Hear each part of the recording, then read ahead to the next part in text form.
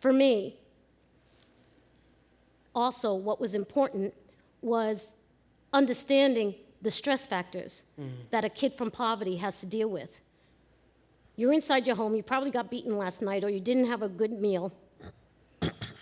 You can't concentrate, maybe your lights are off. You're by the stove trying to keep warm, if your gas and electricity is on. When you wake up in the morning, you probably don't have any food to eat, so you want to hurry up and get to school so you can have a decent meal, but you have an anxiety attack because you're embarrassed that you have the free lunch ticket, and you're embarrassed because you have holes in your shoes, I did, and you're exhausted because you can't afford a MetroCard.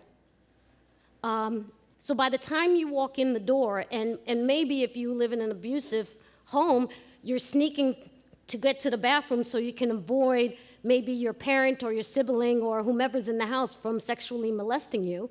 And these are realities. This was my reality. So by the time you walk into school, you're a nervous wreck. You're a nervous wreck, and you're absolutely right. Your main concern is that you do not want to get hurt anymore. Yeah. And so a teacher will look at you and immediately label you as a problem child.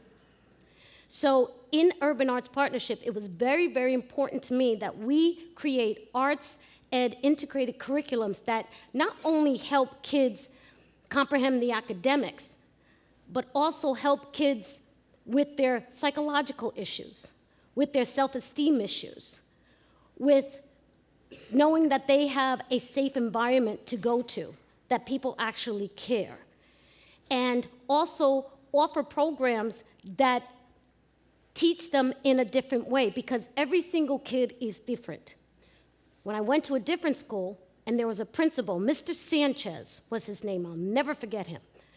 And he wasn't in the city, he was actually upstate, because that's where the institution was. It was Brinkerhoff. And Mr. Sanchez, they took me to his office, and he asked me what was wrong. And I said, nothing. And he was just silent, and the tears started to come down. He closed his door, he gave me a tissue, he goes, you want to stay here for the rest of the day? I said, sure. And I stayed in the principal's office for the rest of the day. He walked me back to class holding my hand. I felt so special. I felt like somebody cared about me. He took the teacher outside in the hallway, and I heard him reprimanding the teacher. Wow.